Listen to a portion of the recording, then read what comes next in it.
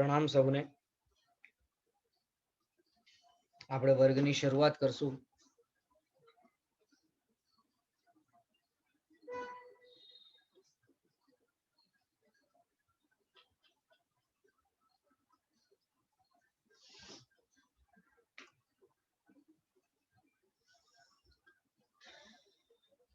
નમો અરિહંતાણમ, નમો સિદ્ધાણમ, નમો આયર્યાણમ, નમો ઉવજ્જાયાણમ, નમો લોએ સવ્વસાહૂણમ, એસો પંચ નમુકારો સવ્વપાવપણાસણો, મંગલાણમ ચ સવ્વેસિમ પડમમ હવૈ મંગલમ।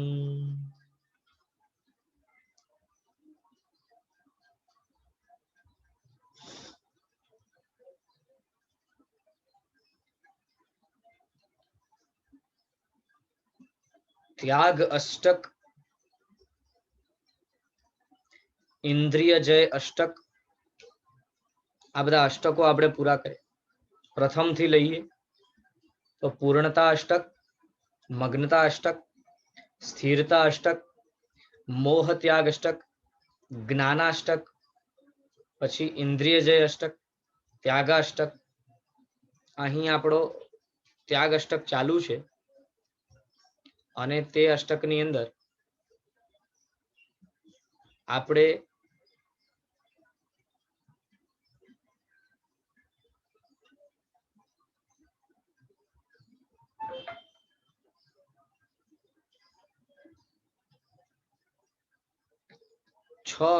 છ ગાથાઓ પૂર્ણ કરી લીધી। 6 ગાથાઓ।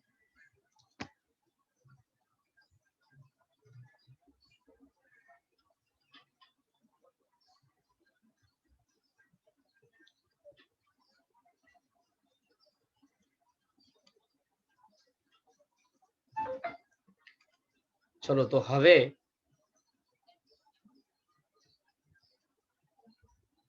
છઠ્ઠી જે ગાથા છે, જ્ઞાનાચાર વગેરે આચારો પણ શુદ્ધ એવા પોતપોતાના પદની મર્યાદા સુધી ઇષ્ટ છે, પણ વિકલ્પ રહિત ત્યાગની અવસ્થામાં વિકલ્પ નથી અને ક્રિયા પણ નથી।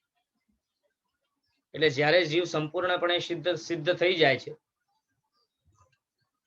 ત્યાર પછી મન વચન કાયા સાથેનો કોઈ સંબંધ રહેતો જ નથી અને માટે મન વચન કાયા સાથેનો કોઈ સંબંધ નથી એટલે ક્રિયાનો કોઈ પ્રશ્ન નથી। પણ જ્યાં સુધી જીવ સિદ્ધ થતો નથી ત્યાં સુધી અવશ્ય જે 5 આચારો છે તે 5 આચારોમાંથી યથાયોગ્ય આચારો આદરવા યોગ્ય છે। એ વિષય આપણે ગઈકાલે પૂર્ણ કર્યો, અર્થાત ગયા વર્ગની અંદર પૂર્ણ કર્યો।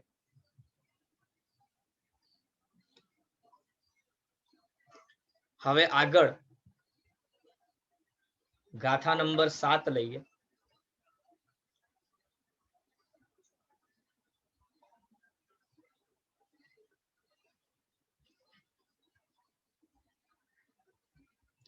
ગાથા આ પ્રમાણે, યોગ સંન્યાસ તસ્ત્યાગી યોગાનપ્યખિલાંસ્ત્યજેત इत्येवं निर्गुणं ब्रह्म परोक्तमुपपद्यते। फरी एक बार, योग संन्यास तस्त्यागी योगानप्यखिलांस्त्यजेत इत्येवं निर्गुणं ब्रह्म परोक्तमुपपद्यते। શું કહે છે? યોગનો રોધ કરવાથી ત્યાગી થયેલો બધા યોગોનો પણ ત્યાગ કરે, એમ બીજા દર્શન વાળાઓએ કહેલ નિર્ગુણ બ્રહ્મ ઘટે છે। જુઓ, હવે આ ગાથા જે છે એ અન્ય ધર્મીઓ, અન્ય દર્શનો ની અપેક્ષાએ અહીં એ વિષય કહેવા માંગે છે। પહેલા આપણને સ્પષ્ટ કરવું પડશે, સમજવું પડશે કે અન્ય દર્શનોની અંદર શું વિષય કહેવામાં આવ્યો છે? અન્ય દર્શનો એટલે અન્ય બીજા ધર્મો જે છે, આર્ય દર્શનો, આર્ય ધર્મોની વાત કરી છે. તો ત્યાં અન્ય ધર્મોની અંદર, અન્ય દર્શનોની અંદર એમ કહે છે કે આત્મા એ નિર્ગુણી છે. શું કહે છે? આત્મા એ નિર્ગુણી છે. જ્યારે કે આત્મા પોતે અનંત ગુણથી યુક્ત છે, એવા પ્રકારનું કથન જૈન દર્શન કરે છે. પણ મહોપાધ્યાય યશો વિજયજી મહારાજા એમ કહે છે કે જો અન્ય દર્શનોની અંદર જે નિર્ગુણ બ્રહ્મ કહેવામાં આવ્યું, અર્થાત કે ગુણ વિનાનું બ્રહ્મ કહેવામાં આવ્યું, તે નિર્ગુણ બ્રહ્મ, નિર્ગુણ આત્મા જો એ અપેક્ષાએ કહ્યું હોય કે જ્યારે આત્મા પોતે ત્યાગ કરતા કરતા કરતા કરતા કરતા એવી અવસ્થામાં આવે કે 14મા ગુણસ્થાનકે રહેલો આત્મા છેલ્લે પોતાના સાથે જોડાયેલી સૂક્ષ્મ કાયાનો પણ નિરોધ કરે છે, અર્થાત મન, વચન અને કાયા સાથેનો પણ સંબંધ જે છે આત્માનો, એ 13મા 14મા ગુણસ્થાનકે આત્મા ખતમ કરી નાખે છે. અને ત્યારે મન, વચન, કાયાની ક્રિયાથી આત્મા શૂન્ય થાય છે. અર્થાત હવે સિદ્ધ અવસ્થાને પામેલો આત્મા, એ સિદ્ધ અવસ્થાને પામેલો આત્મા અથવા તો 14મા ગુણસ્થાનકને પામી ગયેલો આત્મા સિદ્ધ થવાનો જ છે, એ અપેક્ષાએ 14મા ગુણસ્થાનકે રહેલો જીવ સિદ્ધ જ છે એવું નિરૂપણ કરીને જે જીવની વાત કરે છે, તે જીવમાં હવે કોઈ પણ પ્રકારની ક્રિયા રહી નથી અને માટે સંપૂર્ણપણે ક્રિયા શૂન્યતા છે. એ અપેક્ષાએ જો અહીં નિર્ગુણ આત્મા એ શબ્દો વપરાયા હોય તો એ અપેક્ષાએ એ નિર્ગુણ બ્રહ્મ શબ્દો સ્વીકારવામાં અમને કોઈ વાંધો નથી.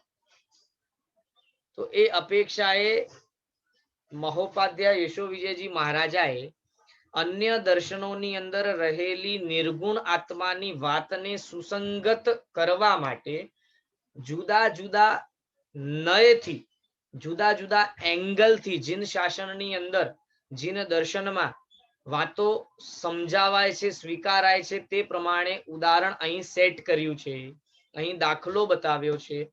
અર્થાત અહીં સમન્વય કર્યું છે. અન્ય ધર્મોમાં અને જૈન ધર્મમાં સમન્વય સ્થાપિત કરવાનો પ્રયાસ મહોપાધ્યાય યશો વિજયજી મહારાજાએ કર્યો છે.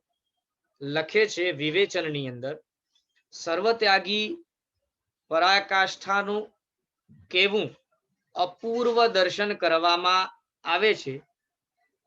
શું કહે છે? ઔદૈક ભાવોનો ત્યાગ, એટલે કે શરૂઆતમાં જીવ જ્યારે મોહથી સંપૂર્ણપણે મૂંઝાયેલો હોય અને ધીરે ધીરે આંશિક ધર્મને પ્રાપ્ત કરે, ત્યારે આંશિક ધર્મને પ્રાપ્ત કરનારો જીવ પોતે ઔદૈક ભાવનો ત્યાગ કરે છે. એટલે અધર્મનો ત્યાગ કરે છે અને ધીરે ધીરે પોતે ધર્મમય જીવનમાં પ્રયાસ કરે છે. એટલે કે ઔદૈક ભાવનો ત્યાગ કરી ક્ષયોપશમિક ભાવોમાં આવવાનું, ક્ષયોપશમિક ભાવો પણ એવા કરવા કે જે પેલા ક્યારેય કર્યા નથી. ફરી પાછા આગળ વધતા વધતા જીવ જ્યારે ઊંચી કક્ષાએ પહોંચે ત્યારે 8મા ગુણસ્થાનક ઉપર આવતાની સાથે ક્ષયોપશમિક ભાવોનો પણ ત્યાગ કરવો અને ક્ષયિક ધર્મ આદિનું અંગીકરણ કરતા જ એમ કરતા હજી પણ જીવ જ્યારે આગળ વધે એટલે લખે છે, જુઓ, દ્વિતીય અપૂર્વ કરણ કરવા ટાણે ત્યાગ કરી દેવાનો. કોનો? ક્ષયોપશમ ભાવનો. જે મહાત્માએ સપક્ષેણી પણ આરોહણ કર્યું, ક્ષમા વિગેરે ક્ષયોપશમિક ધર્મો પણ ચાલ્યા જાય અને ક્ષાયિક ગુણો પ્રગટી જાય. હવે આવો જે જીવ છે કે જે પોતે આગળ વધતા વધતા કેવળ જ્ઞાનને પામે છે, તે કેવળ જ્ઞાનને પામ્યા બાદ 13મા ગુણસ્થાનકના અંતે કાયા સાથે મન વચન સાથે કનેક્શન કટ કર્યા બાદ 14મા ગુણસ્થાનકે રહેલો જીવ જ્યારે પોતે સૂક્ષ્મ કાયા સાથેનો કનેક્શન કટ કરે છે ત્યારની અપેક્ષાની વાત કરે છે. એટલે લખે છે પરંતુ જ્યાં 14મા ગુણસ્થાનકે આત્માએ આરોહણ કર્યું ત્યાં યોગ નિરોધ કરવા દ્વારા, એટલે યોગ સાથે, યોગ એટલે કાયા, કાયા સાથે મન અને વચન તો કનેક્શન તો કટ થઈ ગયું એટલે હવે ખાલી કાયા જ બચી. તો સૂક્ષ્મ કાયા સાથેનું કનેક્શન કટ કરતા સમયે કરવા દ્વારા સર્વ યોગોનો પણ ત્યાગ કરી દેવામાં આવે છે. એટલે હવે કોઈ પણ સૂક્ષ્મ કંપન રૂપ ક્રિયા પણ હવે નથી. એટલે શૈલેષીકરણ અવસ્થા. તો આ સર્વ યોગોના ત્યાગને પણ યોગ સંન્યાસ કહેવામાં આવે છે. હવે આ અપેક્ષાએ તો લખે છે આ યોગ સંન્યાસ આયોજ્યકરણ કર્યા બાદ કરવામાં આવે છે. સહયોગી કેવલી સમુદ્ગાત કરતા પહેલા આયોજીકરણનો આરંભ કરે છે. એટલે શું? તો લખે છે કેવળ જ્ઞાન વડે અચિંત્ય વીર્ય શક્તિથી ભવોપગ્રાહી કર્મને એટલે કે અઘાતી કર્મને તેવા પ્રકારની સ્થિતિમાં આણીને ક્ષય કરવાની ક્રિયા આયોજ્યકરણ કહેવાય છે. આપણે બધાએ એ સમજ્યું છે અથવા કોઈકને કદાચ ન પણ ખ્યાલ હોય તો જ્યારે પણ કોઈ પણ જીવ કેવળ જ્ઞાનને પામે તો ઘાતી કર્મોનો તો નાશ થઈ ગયો પણ અઘાતી કર્મો હજી બાકી છે. હવે અઘાતી કર્મો જ્યારે બાકી છે તો આયુષ્ય પૂર્ણ થવા આવે તે છેલ્લા અંતર મુહૂર્તમાં કેવલી ભગવંતો પોતે જો આયુષ્ય કર્મથી બીજા 3 કર્મો અધિક હોય, 4 અઘાતી કર્મો બાકી છે, વેદનીય, નામ, ગોત્ર અને આયુષ્ય, આ 4 જ અઘાતી કર્મો બાકી છે.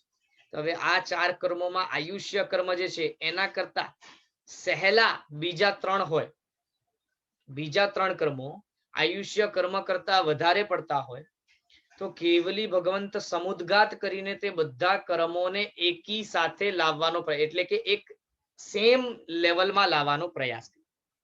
આયુષ્ય કર્મ જેટલા બાકી છે તેટલા જ બીજા પણ કર્મ બાકી રહે તે અપેક્ષાએ તે સમુદ્ગાત કરીને તેને સમ કક્ષામાં, સમ લેવલમાં લાવવાનો પ્રયાસ. તો તેને આયોજ્યકરણ કહેવાય છે, સમુદ્ગાતની પ્રક્રિયા કહેવાય છે. ત્યાં લખે છે કાયા આદિ યોગનો ત્યાગ કરવાથી શૈલેષી અવસ્થામાં અયોગ નામના સર્વ સંન્યાસ રૂપ સર્વોત્તમ યોગની પ્રાપ્તિ થાય. છેલ્લા સમયે 14મા ગુણસ્થાનકમાં જ્યારે આત્માનો કાયા સાથેનો કનેક્શન પણ કટ થાય તેને શૈલેષી અવસ્થા કહેવાય. તો આ રીતે આ અવસ્થામાં નિર્ગુણ બ્રહ્મ એવા શબ્દો આપણે ઘટાડી શકીએ, એટલે કે કમ્પેર કરી શકીએ, કહી શકીએ કે ભાઈ હા, અહીંયા હવે કોઈ પણ પ્રકારની ક્રિયા નથી, મન વચન કાયા સાથેનો કનેક્શન નથી, એટલે આત્મા સંસારથી સંપૂર્ણ નિર્ગુણ બન્યો. એ અપેક્ષાએ નિર્ગુણ બ્રહ્મના વચનો આપણે સ્વીકાર કરી શકીએ છીએ એવું છે.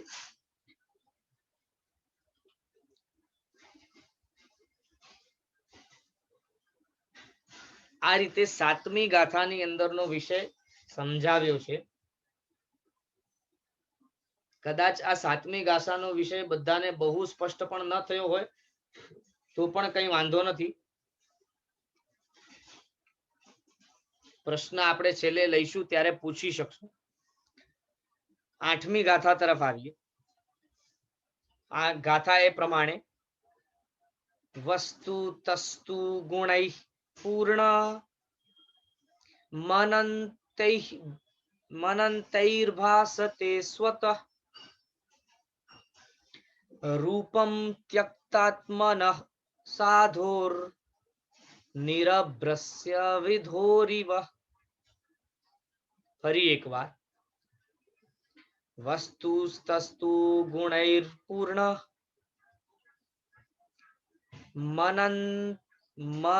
तैर्भ्रासते स्वतः रूपम त्यक्तात्मनः साधो निरभ्रस्य विधोरिव. શું કહે છે?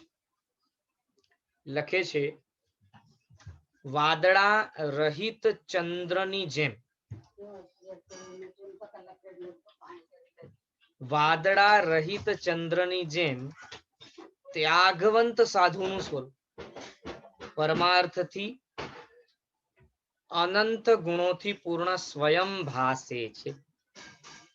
હવે જૈન દર્શનનું જે મૂળ સિદ્ધાંત છે તેની વાત કરતા આ ગાથાની અંદર કહે છે કે ભાઈ જે જીવ કર્મથી સંપૂર્ણ રહિત છે, જેમ આકાશમાં રહેલો ચંદ્ર વાદળથી ઢંકાયેલો ન હોય, સંપૂર્ણપણે વાદળ રહિત હોય, ત્યારે તે ચંદ્રની અંદર રહેલી શીતળતા અને ચંદ્રમાં રહેલો પ્રકાશ જાણવા માટેનો પ્રયત્ન કરવો પડતો નથી. તે સ્વયં આપણને સ્પષ્ટપણે દેખાય છે, ખ્યાલમાં આવે છે, અનુભવાય છે. તે જ રીતે જેમણે સંપૂર્ણ ત્યાગ કર્યો છે, જે 14મા ગુણસ્થાનકે હવે બસ સિદ્ધ થવાના છે અથવા સિદ્ધ થઈ જ ગયા છે એમ કહીએ, તેવા સાધુઓનું જે મૂળ સ્વરૂપ છે, અનંત ગુણોયુક્ત સ્વરૂપ છે, તેને જાણવા માટેનો પ્રયત્ન કરવો ન પડે, કેમ કે તે સ્પષ્ટપણે આપણને દેખાય જ, તે અનુભવમાં આવે જ કે આ શુદ્ધ આત્મા અનંત ગુણોથી યુક્ત છે જ. એટલે જીન દર્શનની અંદર સ્વરૂપની અપેક્ષાએ, શુદ્ધ સ્વરૂપની અપેક્ષાએ, શુદ્ધ સ્વરૂપના નયથી જો આપણે વાત કરતા હોઈએ, નિશ્ચય નયની અપેક્ષાએ જો વાત કરતા હોઈએ, તો આત્મા સ્વયં નિશ્ચય નયથી અનંત ગુણોથી ભરપૂર છે. એટલે આપણે ઓલા જે શબ્દો છે નિર્ગુણ બ્રહ્મ, એ નિશ્ચય નયથી આત્મા સંપૂર્ણપણે નિર્ગુણી છે એ રીતે સ્વીકારતા નથી. કેમ કે જૈન દર્શન તો સ્પષ્ટપણે કહે છે કે શુદ્ધ આત્મા પોતે અનંત ગુણોથી યુક્ત જ છે, અને એ પ્રૂવ કરવાની જરૂર ન હોય, તે સાબિત કરવાની જરૂર ન પડે, કેમ કે સ્પષ્ટપણે સંપૂર્ણપણે ત્યાગ જેમણે કર્યું છે એવા જે સાધુ છે, અર્થાત એવા જે જીવો છે, તે 14મા ગુણસ્થાનકે રહેલા એવા જીવો સ્પષ્ટપણે ગુણોથી યુક્ત દેખાય છે, એમનું સ્વરૂપ જ એ પ્રકાર. એ જ વસ્તુ અહીં સમજાવવા માટે લખે છે, એક પણ વાદળ નહીં, સ્વચ્છ આકાશ, પૂર્ણમાની રજની. શું કહે છે? પૂર્ણિમા જ્યારે હોય, આખો ચંદ્ર હોય, તો ત્યારેનો જે પ્રકાશ હોય, પૂર્ણમાની રજની અને 16 કળાએ ખીલેલો ચાંદ, જોયું છે આ દ્રશ્ય? દ્રષ્ટિને અનિમેષ રાખીને એ દ્રશ્યના સૌંદર્યનું પાન કર્યું છે?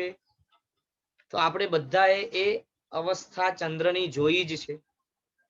એ તો ક્યારેક કર્યું હશે અને પાછા અતૃપ્ત બની ગયા હશો. એ મસ્તીમાં ઓટ આવી ગઈ છે. આવો અહીં આપણને શ્રી ઉપાધ્યાયજી એક અભિનવ, એટલે કે ચાંદનું દર્શન કરાવે છે, એક કલ્પના પૂર્વકના ચાંદનું દર્શન કરાવે છે, અથવા તો નવા ચાંદનું, અભિનવ એટલે નવો, એક સદોદિત ચાંદનું દર્શન કરવાનો પ્રયોગ કરી બતાવે. શું લખે છે? જુઓ, એક પણ કર્મનું વાદળું દેખાતું નથી. હવે કોની વાત કરે છે? જે આત્મા 14મા ગુણસ્થાનકે રહેલો બસ સિદ્ધ, સંપૂર્ણ સિદ્ધ આત્મા તરીકે થવાનો એવો આત્મા જે છે એની વાત કરે છે. કહે છે કે ભાઈ એક પણ કર્મનું વાદળું જ્યાં દેખાતું નથી, સ્વચ્છ સ્ફટિકમય સિદ્ધ શિલાનું આકાશ છે, શુક્લ પક્ષની